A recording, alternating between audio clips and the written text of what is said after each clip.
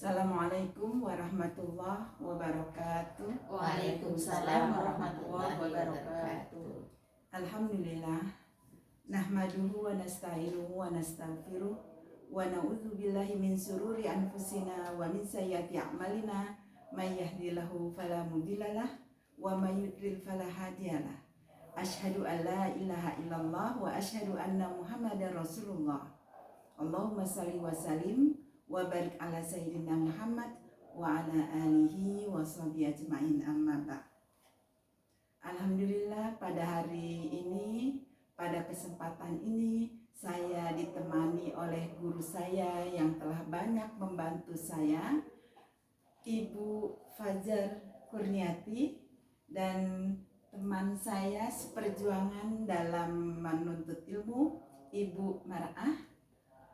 Alhamdulillah, semoga pertemanan kita selama di dunia ini akan berlanjut, berestafet, kemudian sampai pada di akhirat kelak. Amin. Sebagaimana dalam surat An-Nisa ayat 69. Silakan Bu Mar'ah dibaca. A'udzu billahi minasyaitonir rajim. Wa may yuti'illaha war rasul fa ulaika ma'al ladzina an'ama Allahu 'alaihim minan nabiyyin was-siddiqin was-shuhada'i was-shalihin wa hasuna ulaika rafiqa. Ya, dengan artinya, dan barang siapa mentaati Allah dan Rasul, maka mereka itu akan bersama-sama dengan orang yang diberikan nikmat oleh Allah, yaitu para nabi, para shodiqin, para syuhada, para sholihin, dan mereka itulah teman yang sebaik-baiknya.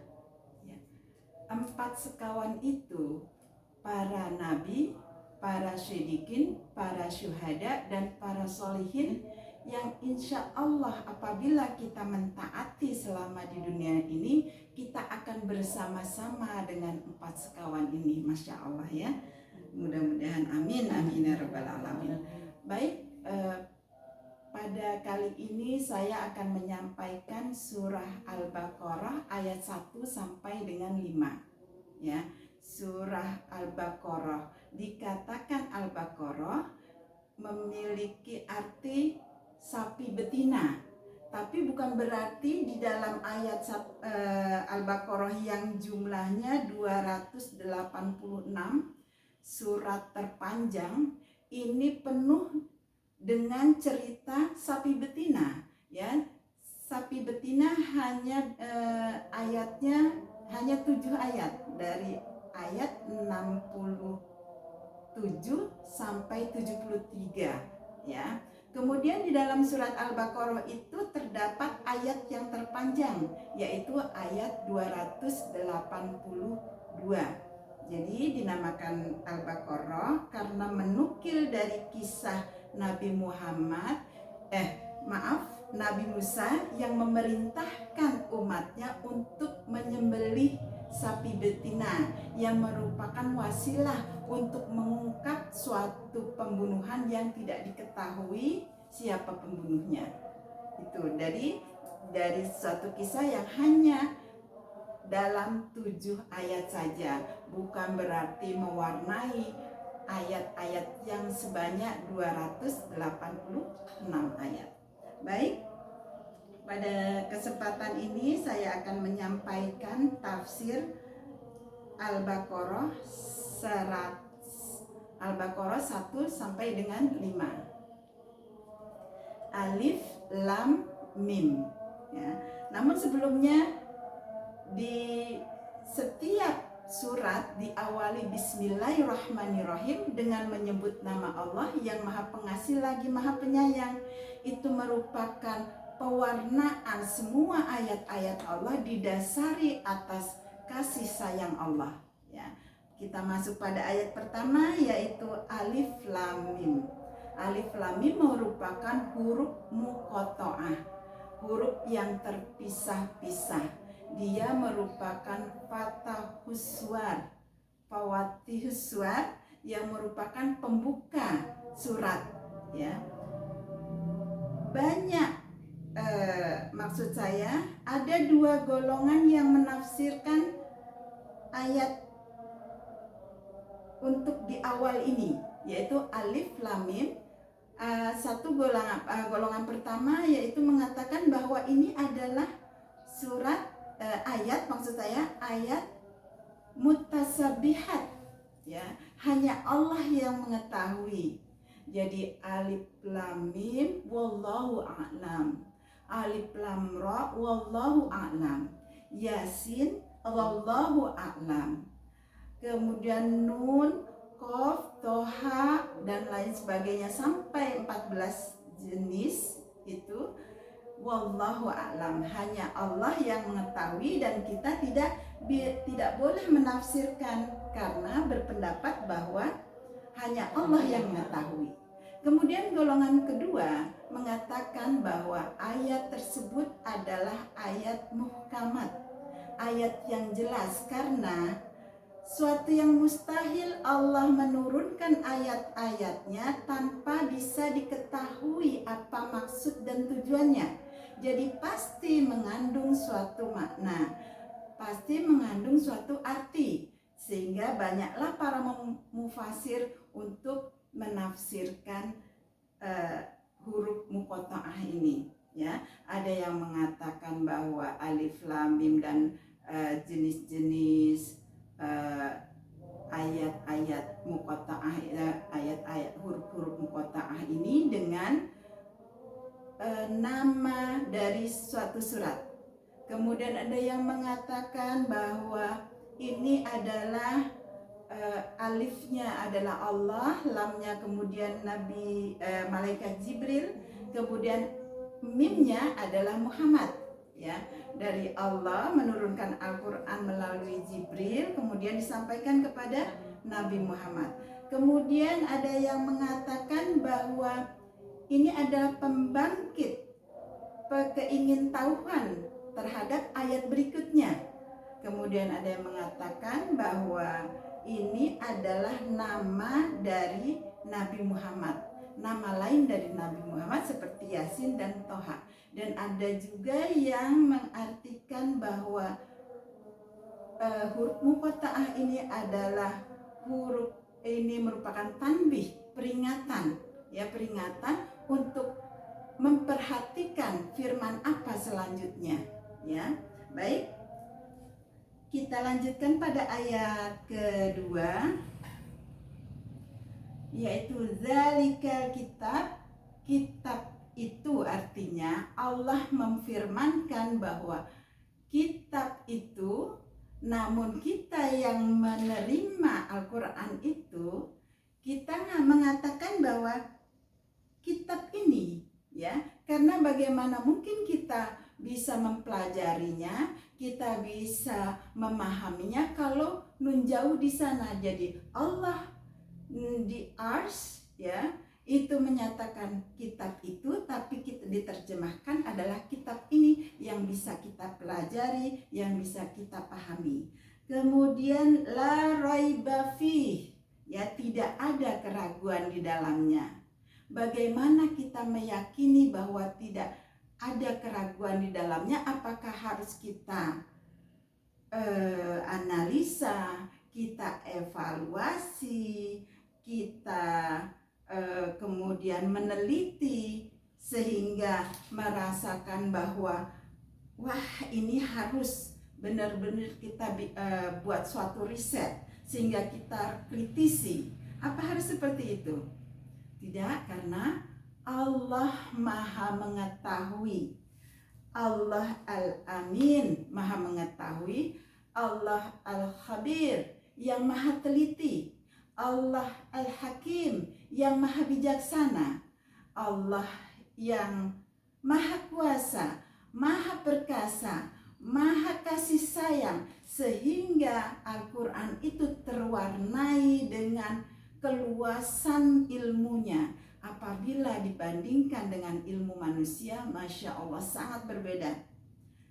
ilmu Allah itu ibarat lautan, ya. Sedangkan manusia itu seperti setitik yang berada di lautan, dan yang setitik itu pun dibagi-bagi oleh seluruh umat manusia dari awal lahirnya sampai akhirnya. Seluruh umat manusia itu hanya satu titik dari ilmu Allah.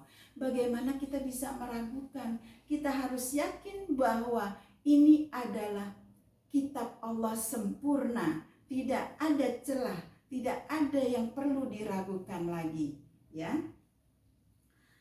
Baik, kemudian hudan, ya. Dzalikal kitabul la raiba fihi hudan, sebagai hudan, petunjuk. Petunjuk apa? Petunjuk pasti ada endingnya. Petunjuk untuk menuju surga, ya. Kemudian lil muttaqin, untuk orang-orang yang bertakwa. Jadi orang-orang bertakwa mendapatkan manfaat dari dia mempelajari Al-Quran yang tidak ada keraguannya, dia yakini, sehingga dia pelajari, dia amalkan, maka sampailah pada level orang-orang yang bertakwa. Karena ada tingkatan-tingkatan manusia. Ini seperti garis, ya, di mana di sini adalah muslim. Muslim suatu saat bisa nyemplung ke neraka. Ini surga, ini neraka. Kemudian level pertama adalah muslim, baru muslim saja. Kemudian mukmin, setelah mukmin adalah muhsin, setelah muhsin mukhlis, dan yang tertinggi adalah muttaqin, orang-orang yang bertakwa. Kemudian level di bawah muslim ini adalah orang-orang kafir, kemudian orang-orang musyrik, dan orang-orang munafik yang terdapat di keraknya neraka. Nah, kita pada posisi mana? Kalau kita ingin benar-benar ingin pada level tertinggi, pelajari Al-Quran, yakini Al-Quran, amalkan. Ya, baik, kita selanjutnya. Ini sebenarnya masih berkaitan dengan Al-Fatihah, ya. Jadi Al-Quran itu saling berkaitan.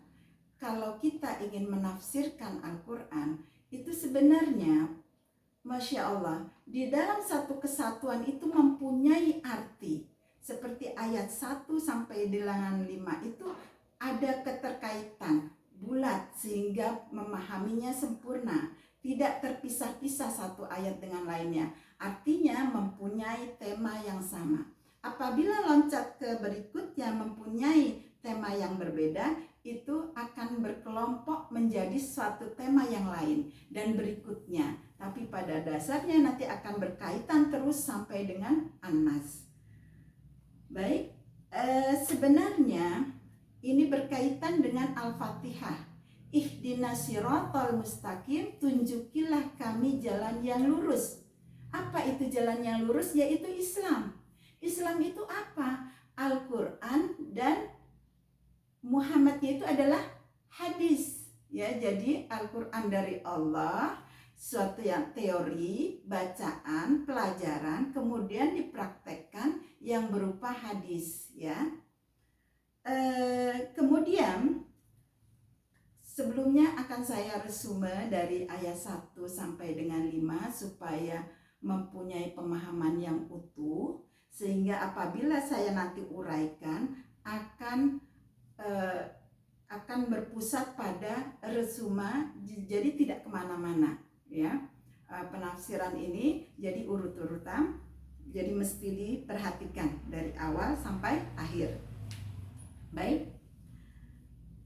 Untuk ayat ketiga, alladzina yu'minuna bil ghaib, orang-orang yang beriman kepada yang gaib, merupakan amalan apa?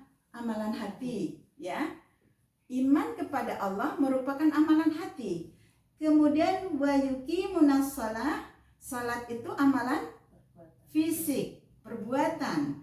Kemudian wa mimma razaqnahum yunfikun, memberikan infak dengan dari apa yang telah Allah berikan, ya, itu merupakan amalan harta. Kemudian walladzina yu'minuna bima unzila ilaika, yaitu dan orang-orang yang beriman dengan apa-apa yang diturunkan kepadamunya adalah Nabi Muhammad, yaitu berarti apa? Al-Quran. Nah, Al-Quran ini bagaimana caranya kita untuk dekat dengan Al-Quran, mengamalkan? Tentu dengan mempelajari, kemudian mempelajari pembacaannya, kemudian mempelajari terjemahannya, kemudian mentadaburi. Itu memakai apa?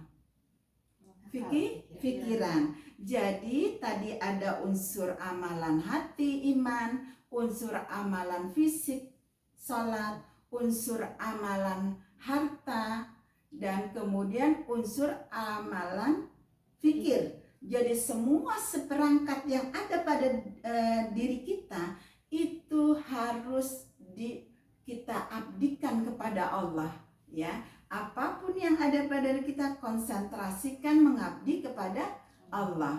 Itulah sebenar-benarnya orang yang beriman. Semua unsur harus terfokuskan untuk pengabdian kepada Allah.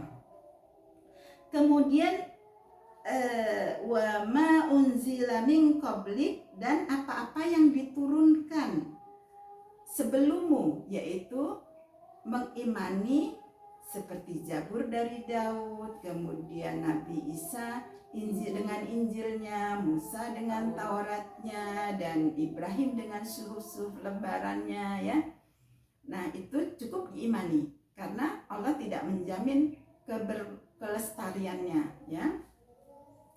Kemudian wabil akhirati hum yuqinun, dan ada endingnya, ya. Endingnya di akhirat, ya, dengan hari akhirat mereka yakin semua perbuatan kita di dunia ini dengan amalan-amalan hati, amalan-amalan fisik, amalan harta, amalan fikir, akhirnya berending happy pada saat kita di akhirat kelak.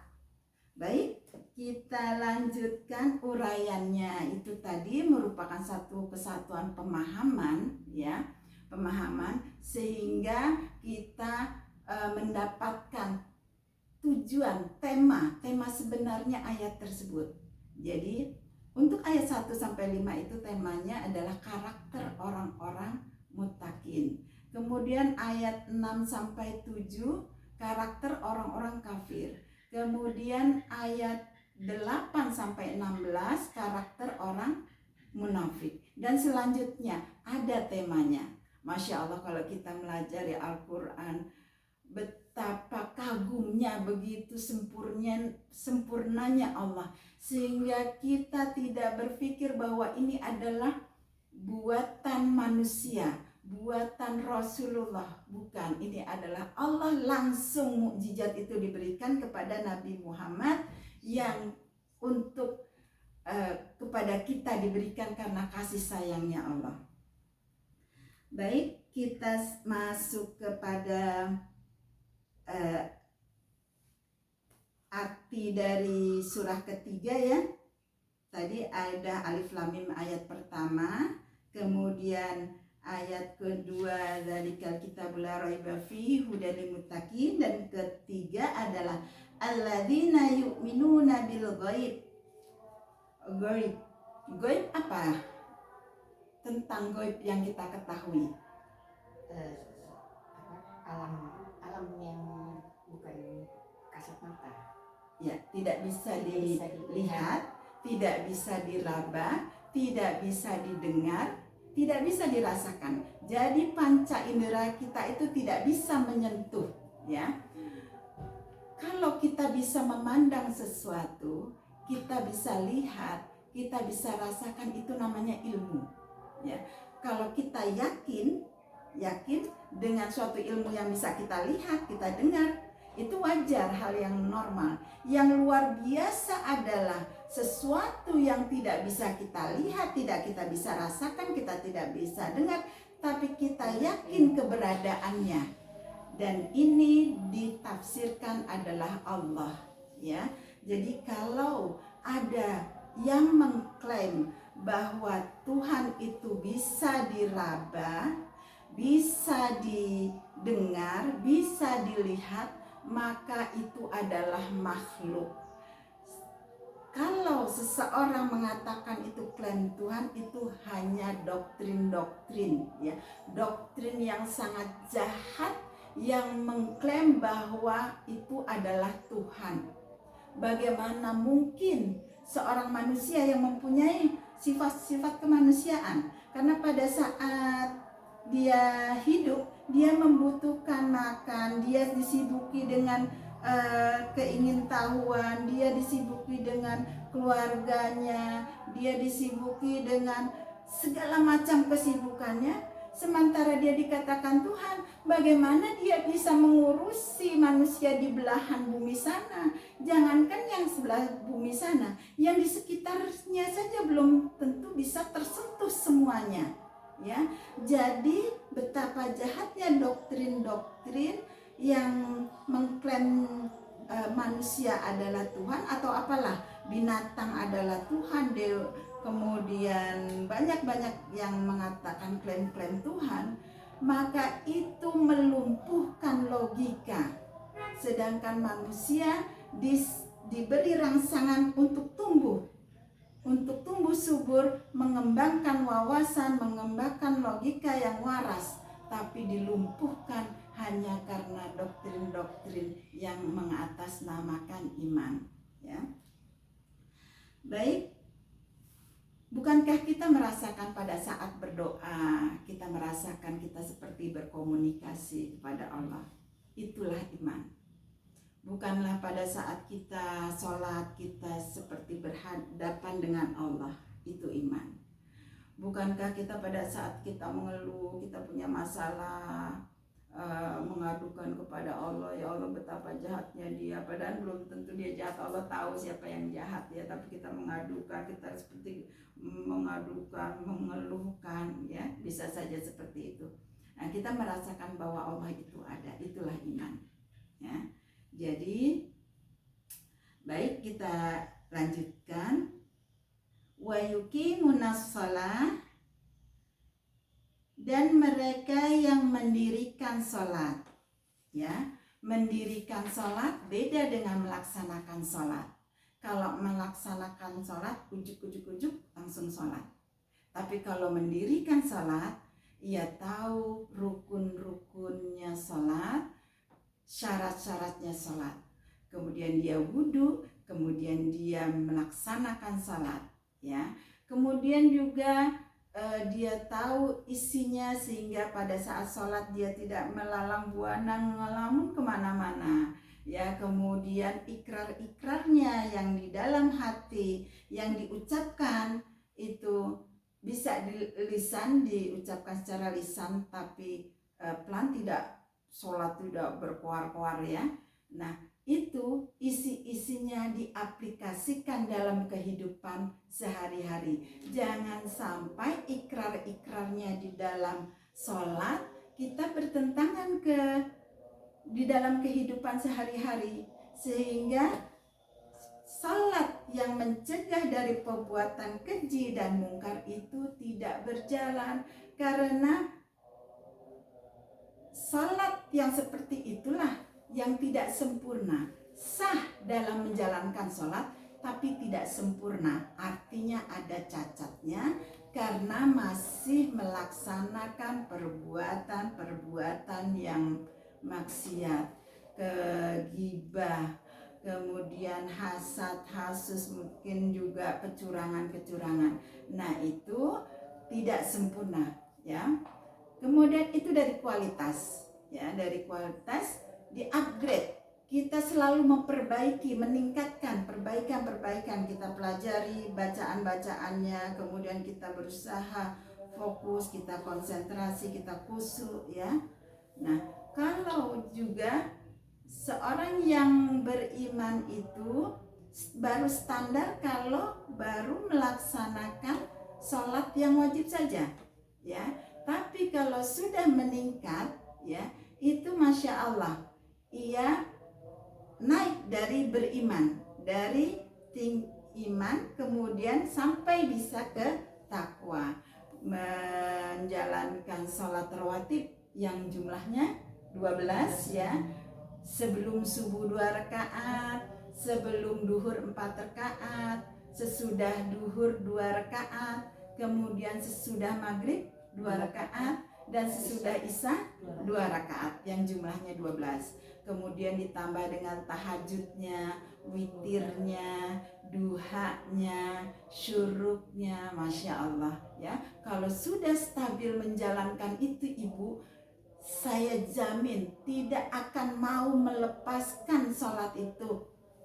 Tahajud akan sangat rugi sekali apabila meninggalkan ya. Jadi di awal memang harus dipaksa untuk melakukan sesuatu, untuk menjadi habit, untuk jadi kebiasaan, itu dipaksa terus.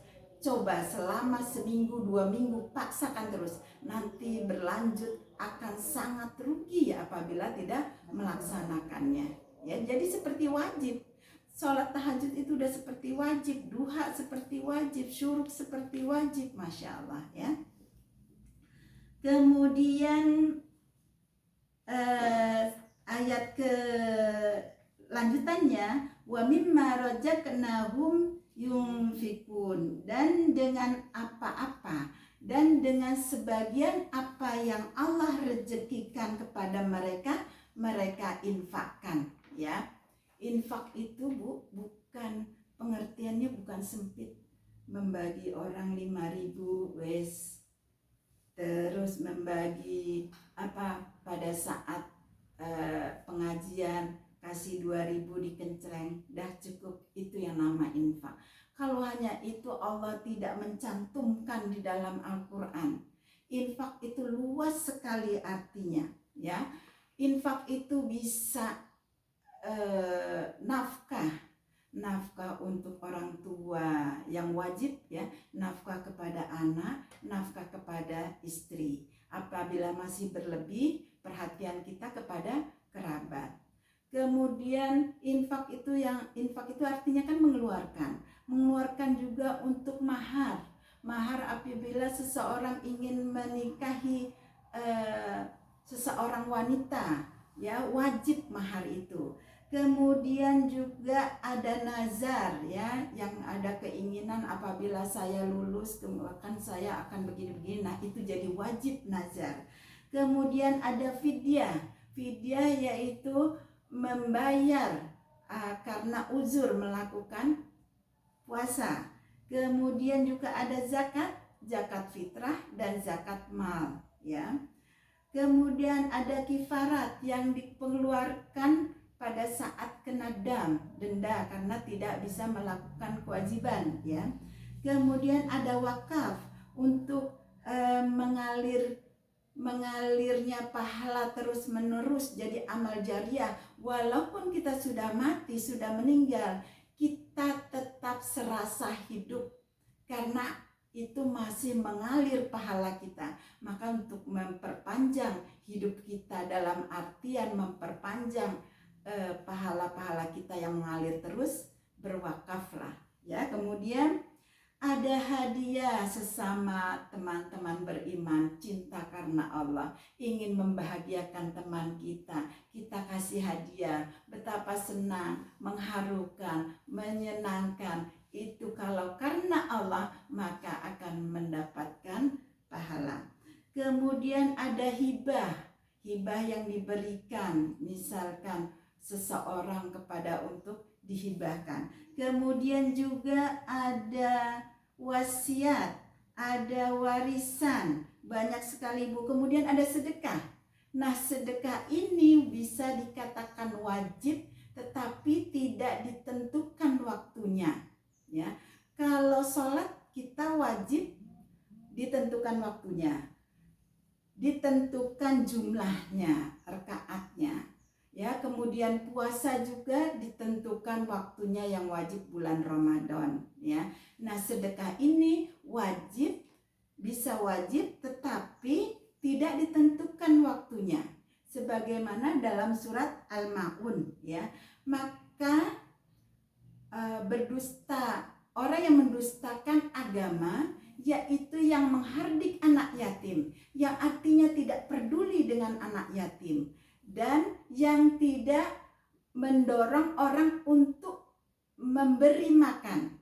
Artinya berjamaah bagaimana memanage agar sekitar kita tidak ada yang kelaparan, ya. Ada perhatian dari kita orang mukmin. Dikatakan pendusta agama apabila dia membiarkan dia sholat khusyuk, tahajudnya, duhanya, dan lain sebagainya dipenuhi. Itu sebagai pendusta apabila dia tidak memperhatikan sekeliling kita, ya. Bukan kewajiban pribadi, tapi kewajiban bersama, karena di sini tidak menganjurkan memberi makan orang miskin, dikatakan pendusta. Kemudian celaka bagi orang sholat. Orang sholat masih dikatakan celaka apabila tidak memberi bantuan. Tidak memberi bantuan, kalau memberi bantuan kan berarti seseorang membutuhkan pertolongan, ya. Jadi kita wajib memberikan bantuan karena seseorang yang minta pertolongan, seperti misalnya ada gempa, ada banjir, ada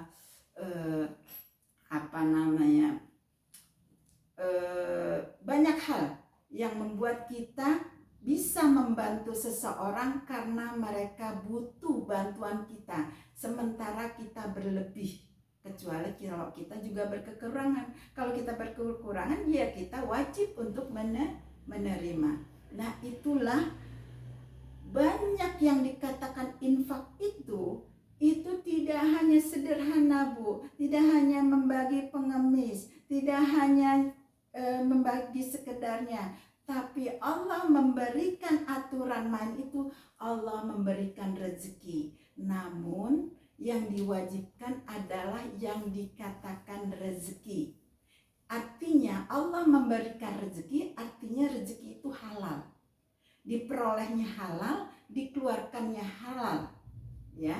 Jadi sesuatu rezeki, bukan rezeki, sesuatu harta yang diterima, yang didapati dari hasil korupsi, dari hasil mencuri, itu tidak wajib untuk diinfakkan. Seperti misalnya korupsi, hajinya tidak wajib, bahkan itu akan diazab oleh Allah karena memanfaatkan harta-harta yang haram, perolehannya haram, maka haram juga pemanfaatannya. Tidak ada aturan mainnya kalau sesuatu yang diharamkan. Karena itu seperti anak hasil zina.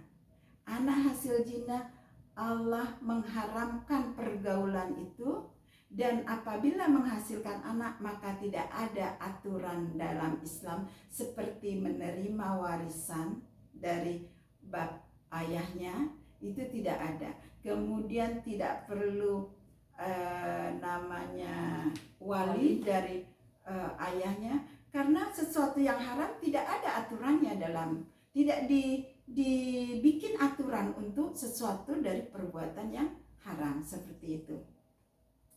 Jadi ini menandakan bahwa umat Islam itu harus kaya. Umat Islam itu harus berusaha, karena dari apa yang kita terima itu kita distribusikan keluar, itu adalah titipan Allah. Semakin banyak kita distribusikan, artinya semakin kita bersemangat untuk bekerja, untuk menyampaikan apa yang Allah amanahkan ke kita, ya.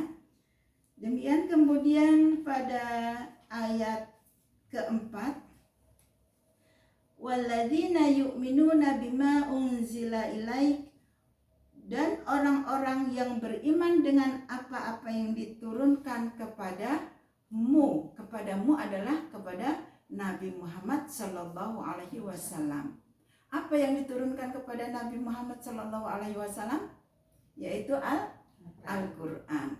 Al-Qur'an itu merupakan teori, dan prakteknya adalah Nabi Muhammad Sallallahu Alaihi Wasallam. Karena sesuatu yang tidak mungkin apabila Al-Quran menguraikan begitu detail, ya, seperti sholat, itu Allah cukup memerintahkan sholat. Yang mempraktekkan adalah Nabi Muhammad Sallallahu Alaihi Wasallam yang berupa hadis, ya, sehingga berlembar-lembarlah hadis untuk berbicara tentang sholat, ya. Nah, itu dengan cara kita mempelajari bacaannya dulu, kemudian terjemahannya, belum paham juga terjemahannya, kita mentadaburinya bisa melewati. Kalau pelajaran kita khusus, kita memang tidak wajib untuk ngambil kuliah jurusan tafsir atau jurusan syariah atau jurusan agama. Untuk mereka di awal semester untuk pemula, kemudian meningkat, kemudian sampai kemudian lulus, dia dianggap sudah menguasai. Tapi kalau kita mempelajari terus-menerus, ya, terus-menerus sampai dengan matinya, karena tidak ada satu ilmu yang selesai, ya. Kita belajar huruf-hurufnya, kita belajar kemudian terjemahannya, kita mentadaburinya, kemudian kita memahami dan sampai dengan mengamalkan. Bahkan dalam hadis yang diriwayatkan oleh Bukhari mengatakan sebaik-baiknya manusia adalah yang belajar Al-Quran dan yang mengajarkannya, ya. Kemudian pada lanjutan ayat berikutnya yaitu wa ma unzila min qablik, dan apa-apa yang diturunkan sebelummu, yaitu tadi sudah saya sebutkan kitab-kitab, ya, kitab Zabur, Taurat, Injil, kemudian suhuf Ibrahim, ya. Itu semua cuma kita bisa mengimani. Nah, Al-Quran ini sudah menyangkup seluruh kitab-kitab itu, ya, sudah sempurna. Tapi bukan berarti kitab-kitab terdahulu tidak sempurna. Kitab-kitab terdahulu sempurna pada masanya, ya. Dan sangat tidak pas kalau Al-Quran turun pada masa Nabi Adam. Ada larangan untuk tidak boleh riba. Ini riba apaan? Makanan bentuk apa, jenisnya apa, ya, karena masih sederhana, belum kompleks permasalahannya. Kemudian ini larangan untuk minuman yang memabukkan. Kok ada minuman yang memabukkan, seperti apa, malah bingung dibuatnya. Jadi Al-Quran memang sempurna pada saat sekarang dan sampai hari kiamat. Kemudian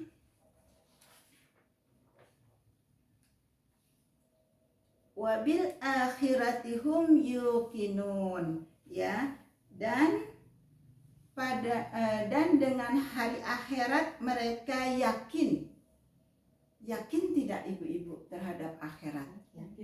Yakin seyakin-yakinnya Allah bisa menciptakan neraka dan surga. Hanya dua macam itu. Sementara kita di dunia ini Allah sudah menciptakan planet-planetnya, mataharinya, bintangnya, buminya, lautannya, daratannya, tumbuh-tumbuhannya. Itu luar biasa Allah ciptakan itu, ya. Suatu mukjizat sebenarnya, karena kita lihat sehari-hari, jadi itu seperti hal yang biasa. Jadi tidak tertanam bahwa itu adalah mukjizat Allah yang luar biasa. Di akhirat nanti Allah hanya menciptakan surga dan neraka. Itu lebih mudah bagi Allah, ya. Kemudian Allah bisa mengatur surga dan neraka sebagaimana Allah bisa mengatur antara perputaran rotasi planetnya berotasi dengan sumbunya, kemudian berevolusi sehingga bisa menghasilkan siang dan malam, bisa menghasilkan musim-musim yang berbeda dari belahan bumi manapun, bisa mengatur yang pada diri kita, organ-organ kita yang sangat kompleks ini Allah bisa mengatur, sementara kita cuek pada ini ada pada diri kita. Allah bisa mengatur lautannya, Allah bisa mengatur binatang-binatang dan memenuhi kebutuhannya, apalagi hanya mengatur semua itu. Itu semua ada, Bu, seperti kita yang tadinya tidak ada jadi ada sekarang. Nanti kita mati tidak ada dan akan diadakan lagi. Itu sangat mudah bagi Allah. Jadi yakinlah betapa keyakinan ini penting, karena sebagai kontrol kita harus hati-hati di dunia ini agar kita selamat di akhirat. Ya. Kemudian pada ayat terakhir, ulaika ala hudam mir rabbihim wa ulaika humul muflihun. Merekalah yang di sini disebut, mereka itu adalah orang-orang yang bertakwa.